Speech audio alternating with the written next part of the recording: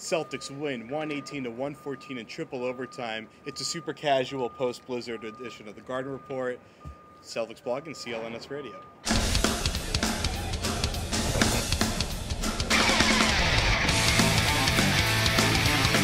Celtics win 118-114. Triple overtime in this one. It was a long one. It's the first triple OT win since '99 against the Vancouver Grizzlies. First one at home since '96 against the Raptors. Stats galore for you. Good stat. This is the Garden Report on Celtics blog and CLNS radio. With me, as always, Evans Clinchy, and special guest filling in for Jimmy Toscano, Travis Singleton. We like him better. I'm Sorry. back. I'm back. They don't like Jimmy anymore. No, not at all. Yeah, but Jimmy didn't have enough chin hair going on, so we replaced it with Travis. Hey, we're trying to take over. Not enough height either. Whatever. So this is a more casual, no tie edition. I'm out rocking a suit because it's my off day, so I'm taking advantage of that. But the Celtics did not get to relax today. KG talked about how they didn't really get to sleep in because of the snowstorm. The blizzard, yep. And they were able to somehow last with the biggest running team in all of basketball, the Denver Nuggets, who happen to be the hottest team in all of basketball. They came in on a 9-game winning streak. Celtics only streak right now longer than the Celtics, who are at the 6-game winning streak. And, of course, they make it a 7-game winning streak. And the post-Rondo era continues to be absolutely perfect. This is their first, or I guess their second win in the post-Rondo era. First time since they actually knew before the game that he wasn't playing that they beat a full-strength team actually playing really well. The Clippers, the Lakers, all of them are hurt. Toronto's kind of a new team. We're still trying to figure out what they are. But they faced the red-hot Denver team, and they somehow are able to hold on to that game. A game in which they led pretty much the entire way until they gave up a lead in pretty much the end of the fourth quarter. But we'll start. There's a few guys that we have to show a lot of love to on both sides. But we'll start with Jason Terry because the guy took a ton of three-pointers tonight. He's finally coming to his own. Yep. The role is finally figured out for him. Mm-hmm. Whether or not they keep saying that nothing's changed, but that's not past the smell test at all. But Travis, how good was Jason tonight, and how good is he now that it seems like he's finally found his way in the system? Now that he found his role, I feel like everything is opening up now. He's finding his role off the bench. He's hitting his shots now. Before they was like, oh, he needs the ball to create, and they felt like it was getting clogged with him and Courtney Lee, Bradley. But now he's getting the ball in his spots, and he's actually using the pump fake and, going inside, taking a little jumper, mid-range jumper. So he's actually moving around, and he's doing the things that he was doing in Dallas now, and he's actually coming to his own. And he made some huge, huge shots for us tonight. He shot a lot of threes, like you said, 14. He was like 5 for 14 from three-point line. But he definitely hit the ones that he needed to hit, and he hit it right on the nose. And I think that he's coming into his own, like I said, and the team, they got a lot of confidence in him. I mean, we shouldn't praise Terry too much because he did miss, I think, 7 threes in a row in this game. But, now that he's one of the veteran leaders of this team, he's got the confidence to keep shooting even when he is missing. Mm-hmm. And, Terry was talking after the game tonight about how he and Pierce and Garnett are the triple OGs, triple OT. He's got confidence because he's looked to now as one of the leaders of this team. He's one of the 3 veteran leaders who's won a championship before. Mm-hmm. There's only 3 guys on the team now that have won a title before. It's Pierce, Garnett, and him, and that's it. And he's a guy who's looked to carry this team. Even when he's missing 7 shots in a row, he's going to keep shooting because he has confidence in himself to keep shooting. And so, he gave us that cliche, shooter, shoot, shooter, shoot. I mean, tonight he just kept shooting, and eventually it went in. Yeah. You don't want to miss 7 in a row ever, but if you have the confidence to take that 8th one, that takes some stones. So hats off to him. When I talked to him, he said that he was like, he said he can miss 20. He said that 21st shot could be that one that that the team needs. So he said he loves having the pressure on him, on his shoulders, and he said he loves those big moments. Well, he's an old guy and he's reliable. And let's see what he said about how there's kind of a group of, let's say, a little bit older than 30-year-olds on this team. Mm-hmm. Not only was Paul Pierce's shot tremendous, I thought Kevin Garnett. The man's 50 years old. For him to make those shots that he made when we direly needed them was tremendous for us. Triple OGs. Again, I'll take experience over youth and athleticism any day, especially in this league. When it's a big game, when it's playoffs, when it's the NBA Finals, you got to have guys that have been there before. And I think that's where that experience comes in at. And again, if it's a game to be won, those 3 guys on the floor, you got a good chance to win it. Well, you give shit to Garnett about age. And that's what I'm saying. So if he's 50, I'm 50, and we're not making shots, it just tells you, man, it got to be the heart. And it's there every night. I mean, regardless if we're up 20 or down 20, they lead the same way by example. P's a little more vocal than KG on the court in games, but for the most part, guys just follow their example. And what's the trickle-down effect of that from top to bottom? Well, I think everybody feeds off of it, especially the younger guys that hadn't, been through as many battles or been in tough, close, triple overtime games. They see us, they see we're resilient, they see the calmness over our face, and it makes them at ease a little more. I heard that. You got to be careful. You got to be careful. Jets no spring chicken itself. So Jason joking around about how old that team is. You saw Kevin's rebuttal there. He's not exactly a fresh chicken or a spring chicken. Spring chicken. But same thing. Not really. But so Jason came through at the end, but like you said, he missed a ton of threes in a row. He only shoots 5 for 14. But Paul carried them most of the game. Yeah. Then kind of lets Jeff, Jason, Kevin carry them. Then at the end, he shows up again. Tonight was one of those games where they had contributions from everyone at different points of time, where basically everybody was able to step up for them. Now, Jason obviously is the big shooter for this team, where he's finally taking on this role as the big shooter for this team, Evans. Yeah. But you had Paul and KG step up at different points of time in this game. I mean, how do you think that works as far as continuing throughout the season, but specifically tonight? I mean, how exactly did they make that work? Pierce is just continuing to prove that he'll give the game whatever it needs. He's always going to be a scorer in the 17, 18, 19 points a game area on average, but he can also adapt and do other things. If they need a defensive stop on a certain guy, he can step up. If they need an assist, if they need a rebound, he can kind of give this game whatever it needs. Pierce has had pretty steady scoring numbers whether Rondo's been in the game or not all season. But his assists have gone up without Rondo. His rebounds have gone up without Rondo. He's giving the game other things. And tonight he was all over the stat sheet. 27 points, 14 rebounds, 14 assists. I mean, he was chasing the triple-double a little bit. You saw it in the fourth quarter. He had the rebounds already. He had the points. He was trying to get 3 more assists, and he was pass every possession trying to get those assists. He finally got it, and he stopped forcing the numbers, and he just kind of started playing. And just naturally, he just gave this game everything he needed, whether it was assists or rebounds or whatever. I mean, he was all over the place doing everything. He definitely was.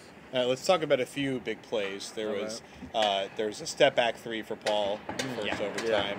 To send it back, I mean, just Paul had a lot of those shots tonight where he was locked in. Yep. There was one where he pulled up from 25 feet out and wasn't even thinking about it. He has those kind of shots. But, and they going. Yeah, but I mean, Travis, was there a rhythm tonight, or was it just Paul kind of stepping up when he needed to? I think it was a little bit of both. Because in the beginning stages of the game, he was on fire. He was doing everything he needed to do to get his team motivated and get them in the game. And then, like you said, we had the game going. We had the lead for pretty much the whole game until the fourth. And then he started turning into that facilitator, like we was talking about. He wanted to turn into the passer, get his people, get the other players involved, and when he does that, it opens up a lot of avenues for everybody else, because if he's facilitating, then they have to watch him on the perimeter. If he's going in, then he can kick it out to KG. He was getting everybody involved. And when he takes those big shots, especially the overtime, what was it, the first? Double overtime. He hit that step back 3-pointer.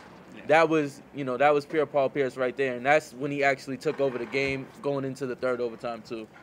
Yeah, I mean, Doc was asked about that shot that Pierce made to end the second overtime, and he said that the original plan was to have a pick and roll for Pierce, and then the backup plan was to have Jet step up and hit a shot. And then the play breaks down, and they got nothing left, and Pierce just kind of improvises and shoots. And Doc was like, I'd love to say I had something to do with that, but really I was just like any fan on the sidelines begging, please, please, please go in. Doc had nothing to do with it. It was just Pierce creating for himself because he was desperate. Yeah. And, desperate times call for Paul Pierce stepping up and fadeaway 3. I mean, that was just ridiculous. That was just Pierce at his best. Moments like that is why he's the truth. Because he put that 3 up, and I was like, oh, boy. And when it went in, I said, yes, that's Paul Pierce for you. So just he whenever we need him, he steps up. If we need rebounds, he's there. We need assists, he's there. We need him to step up and be a scorer, he's there. And I'm actually disappointed he's not an all-star. Because every night he's in there. Every night he's giving us what we need. And an all-star is somebody that contributes to the team, and he's one of the big he is our team. You take Rondo out the mix, look at who's taking over, Paul Pierce. Well, Doc touched on that subject. Let's take a look at what he said. Well, the original play was Pierce coming off, pick and roll. If he can get a 3 off, get it. If not, Jet. Then it was broken, and Paul just made a play. I mean, that's what great players do. I mean, I would love to tell you I had something to do with it. I was sitting just like the fans playing, please, Lord, Paul, make a shot. Someone told me in the back that the Nuggets don't have an all-star. That baffles me. Gallinari, Ty Lawson. League really needs to check itself about the personnel and the players. Those some the young guy, the dread, the roster, whatever you want. He's playing great basketball. Iguodala, they got guys who deserve to be on that team. So that baffles me. So KG talking about how there should be some Denver guys that are all-stars. There were some unbelievable plays. Let's kind of run through the big plays that kind of made their mark on this game. Yeah. You have Ty Lawson, after he blew a couple clutch plays at the end of the fourth quarter there, it looked like Denver was screwed. And then he has a couple big plays, but the biggest one was the one that tied it up to set it to overtime, where he gets the ball in the corner, he does a swing move over Avery, who had overshot the corner defense there, and he does a great job of getting his right hand on Avery's hip and keeping Avery off a little bit without committing the foul, and it's an amazing shot with that was amazing. That was brilliant there. And then you have to end the first overtime, Jeff Green. Yeah. And what I didn't appreciate before, because I was sitting on the other end of the court, was how good of a pass that was by Kevin. Yeah. Kevin had to really reach, throw a really difficult pass at Jeff, and Jeff hits it. Brilliant shot there. And then, of course, you have coming after that the Paul step back in the second overtime. Beautiful. But the most amazing, that was a huge rainbow. But you have an even bigger rainbow coming from Gallinari. That was impressive. Third overtime, where he just heaves up a prayer at the end of the shot clock, and it's like it goes over the shot clock. It hit like the lower stratosphere a little bit. You gotta add in KG's arm. His hand was in that play too. And what was so amazing was there were so many shots where the Celtics defended it, or really just on both sides, where the play was defended flawlessly. Yeah, absolutely perfect, collapsing into the lane on those shots by the Terry 3, of course, also. Late in the game, but all those shots were really good collapsing on the Denver defense there, and then on the other end it was the Celtics doing a great job of kind of getting out on the shooters when they were taking the shots. They got away with it where there was the Gallinari one in the double overtime where he goes at the rim. You see that Bradley doesn't crash the drive on him, and he gets the wide open lane to get there, and you're thinking, oh my god, he's going to hit the shot, the game's over right here. And then Paul does a great job of stepping up on him, and Gallinari doesn't go for the foul because Paul stepped up out of the restricted area, and he didn't want to have to take the charge. He's on the road, he knows there's a pretty good chance he's going to take the charge, so he has to kind of shoot over to his left where he misses the shot. So all in all, you had some unbelievable game-breaking plays. Let's just talk about them. The game. Enough of me running through it. Just talk about it. The game was incredible, hands down. This was probably one of the best games all season, and they needed this. They had a 9-game winning streak coming in, and Lawson's play. He needs a lot of credit for that play because he had another play where the play got broken up where the Celtics had him wide open. Yeah. And I don't know which overtime that was in, but he hit that shot. He hit a lot of big shots for them tonight, and the one in the regulation, that was nice. He created his own shot, but Jeff Green, I think his shot was really big because we always pray that he makes that corner shot. And not that we're homers or anything like that, but we trust me. So he finally hit that, and that was huge. That was huge for him. And like you said, the KG pass was even bigger. But the mindset for Jeff, just to hit that can boost somebody's confidence up. Well, I think the 3 from Green was the most surprising of all these. That's why we all expect Ty Lawson to drive for the basket. Exactly. And score. We expect Paul Pierce to hit a clutch jump shot. We didn't expect Green to hit that corner. Yeah, the fact that Jeff Green took 1 3 the entire night, and it was that one, the corner 3 that ties the game in overtime. That's what really shocks you because we've all been talking all season. When is Jeff Green going to get more aggressive? When is he going to step up and assert himself? Yep. He takes 1 3 all night, and it's that one? Yep. I mean, you got to be kidding me. That's storybook stuff right there. You said before we went on the air, he was perfect from 3 He was perfect. 1 for 1. But it's actually, I don't think many people realize this until you actually go to NBA.com and look at his shot chart. Besides right at the rim, where obviously that's where he's known for, that left corner 3 is actually his hottest zone. That's the only zone where he's shooting over 50%. Besides like right at the rim. Or something? Yeah, so he's it's like 21 for 34 or something like that. So he's actually pretty good at that left corner 3, a lot like how Avery really was. I think he was actually the highest percentage shooter from the right corner last year in the league. Jeff, surprisingly, is one of the top shooters from the left corner in the league. He definitely hit it tonight. 1 for 1. I'll take that any day. Well, clearly the Celtics need to work that shot to him more. Yeah, they do. And we need to get to boxing out more because we didn't get to do it last episode, so we're going to do it this episode. Evans, let's work our way left to right. All right. Okay. Like in English, what was your stat of the night tonight? My stat of the night is 3 seconds. If Paul Pierce had played 3 seconds longer, he would have tied his career high for minutes played in a game. He played 54-11 tonight. His career high was 54-14, which he played in a double overtime game against Cleveland in 2006. 54-11. He's got to play another game tomorrow night in Charlotte. I mean, he's been playing major minutes all season, especially now with Rondo out. Incredible minutes. 54-11. It's just amazing. I have to go with Jeff Green. You know, that one shot, that one three-pointer, you know, he was 100%. 1 for 1. He was, you know, that was a big shot for us because they gave it to him in a pressure, you know, situation. And he came through with us. 23.8 seconds left on the clock, and he definitely drained it. And, you know, that's my stat of the night. I got to give him a lot of props because, you know, like you said, a lot of people have been on him for that corner three. And when we needed him, he was there and he delivered. And then for me, I just want to shine light on this number, even though I'm not going to make it my stat of the night, but 65 rebounds for the Nuggets. When the hell's the last time you saw a team get 60-plus rebounds? Yeah. That is crazy. JaVale McGee had 16 off the bench. That's ridiculous. In 32 minutes, 16 rebounds, 32 minutes. That's pretty incredible. That is incredible. But just for the sake of giving the guys some props, and because, although I think I did last time, because it was pretty much my first time to do it the whole year, and because they won the game, Jason Terry attempted 14 three-pointers. So how often do you see... You know, usually the Celtics attempt around 14 threes as a team in a game. For him to do that, and he took like 12, I think, in regulation. So that was just a ton of regulation, pretty much anyway. But so Jason, he didn't hit a ton of threes, but he took a ton of threes. 5 for 14. But he talked about that as well after the game. My instinct, my gut, tell him to keep shooting. And Paul Pierce did a hell of a job drawing defenders all night long. And I just knew if I got a clean look, uncontested, I was going to knock it down. Baller of the night time. Ty Lawson was awesome, but he didn't win. This is a Celtics post-game show, so we're going to talk about 3 Celtic players. Travis, again, special guest. Special guest, huh? You do it. I got to go with Jason Terry. All right. I got to go with my man Jason Terry. He balled out tonight. He had 26 points, you know, and his presence, you know, the big shot, you know, they needed big clutch shots, you know, and when he got the ball, he made the most of it in overtime. That's when he played. His overtime, you know, definitely first, second, and third, he actually made a lot of shots that, you know, actually mattered and kept us, you know, afloat to even get us into the second and third overtime. So I got to go with Jason Terry.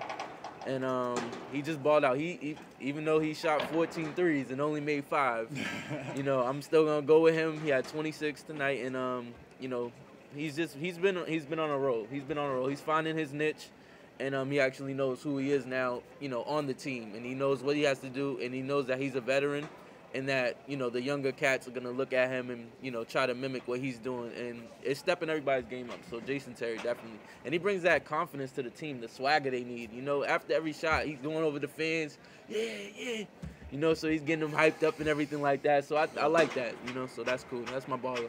What I love about him is there was that Pierce or that play where Pierce hit the 3. There was that Pierce play at the 3. Yeah, and he started pumping everybody up. But before that, Terry was immediately out, just facing the crowd. Yep. He was facing towards where we were sitting in press row. Yep. But he was just immediately. He's already getting them. Yeah. He loves it. He loves just seeing people scream at him. He loves the moment. He loves the moment. That's what it is. You know, he loves the moment. You know, and he has that $1 million smile. So, you know, he's gonna use it. What's up? Do you want to ball out? Do I want to ball out? All right. Well, Kevin Garnett, 20 points, 18 rebounds, which is just sick, nasty good. But the main reasons I'm going to pick KG are not even the numbers. Reason number 1, he made a great pass, as we've already talked about, to Jeff Green for that game-tying 3 in the first overtime. Yep. I mean, Green was kind of hesitant with his shot all night, hesitant with his shot all season. But, you know, Garnett has faith in him to hit him with that pass in the corner. A great pass, great unselfish play when the Celtics needed it most. That's reason number 1. Reason number 2, Garnett played every single second of overtimes 1, 2, and 3. He's 87 years old, and he's still playing all 3 overtimes, not missing a second. That, yeah. I mean, the fact that he's willing to just stick with it and play the whole all 3 overtimes and just you know, really just tough it out. Yeah, he did. Really strong performance from him. He played his guts out. Great game from KG. All right, from one triple OG to another to the other. 3 Paul triple Pierce, OGs. he was the other triple OG, and boy, were the old guys huge tonight. Yeah. The guy had a triple double. I don't know if he knows that that's Rondo's job. But I really loved how George Karl foreshadowed this entire game in his pregame press conference. He said a couple things. He said, one, you know that the Celtics are going to run, and then Pierce and KG are going to have major influence on the offense at the end of the game. And he also said that back when he was coaching Paul, I guess for Team USA or something like that, 2002. he said that Paul, he thought at the time, was a triple-double machine waiting to happen. Then, of course, Paul puts up that trip-dub on him right after he says those comments. So George Karl, fortune teller, everybody knows that he's psychic. But it was just amazing to see how many ways that Pierce impacts his team. So Celtics win 118-114. I want to thank Evans, Clinchy, Travis Singleton, Celtics blog, Black Athletes on Net.